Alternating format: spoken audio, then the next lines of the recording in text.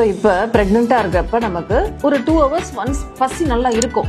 So அப்போ என்ன சாப்பிடலாம், வெரைட்டி ஆஃப் ஃபுட்டை நம்ம வச்சுக்கணும், நிறைய ஸ்நாக்ஸ் வச்சிருக்கணும். அப்போ தான் நமக்கு நல்லா இருக்கும் சாப்பிட்றதுக்கு. மெயினாக என்னென்னா இதெல்லாமே நம்ம வீட்டில் ஈஸியாக கிடைக்கும். நமக்கு first important and easily available என்னன்னா நம்மளுடைய சுண்டல், விதவிதமான சுண்டல், ராஜ்மா, காராமணி, இதெல்லாம் பார்த்தீங்கன்னா ஃபோலிக் ஆசிட் நிறைய இருக்கு, சூப்பராக இருக்கும் பாப்பாவோட பிரெயின் growth. ரெண்டாவது பார்த்தீங்கன்னா எக்கு, உங்களுக்கு எப்படி பிடிச்சிருக்கோ எக்கு செஞ்சு சாப்பிடுங்க. மூணாவது வந்து பார்த்தீங்கன்னா எல்லா ட்ரை ஃப்ரூட்ஸ், நட்ஸ், இது எல்லாமே it's a very healthy snacks. So எடுத்துக்கோங்க. ட்ரை ஃப்ரூட்ஸ் எடுக்கிறப்ப, நட்ஸ் எடுக்கிறப்ப முக்கியமாக தண்ணி நிறைய குடிச்சுக்கோங்க, ஞாபகம் வச்சுக்கோங்க. அதே மாதிரி banana is a very good snack.